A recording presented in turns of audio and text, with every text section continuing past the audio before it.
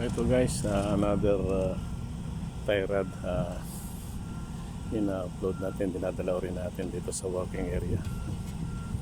Itong ginagamit natin pambaba bako ng excavator. Madali naman guys, look at this. This easy. Pagka gamit mo na yung trabaho, madali. Kasi araw-araw lang pa ulit-ulit.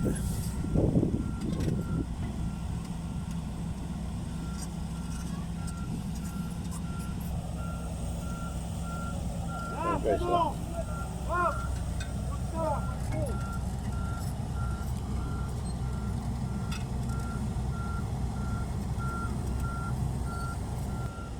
Yan guys, dahan-dahan lang na lumalakad yung dalawang excavator para maibaba natin itong tie rod. Dalawang dugtong yan guys.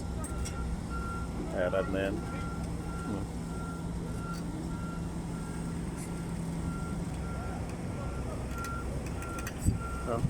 Simple lang guys ang pagbababa natin. So kasi disconnected na siya, walang progreso ang crane. So ginawa natin ang paraan na gamitin natin itong excavator pagbaba.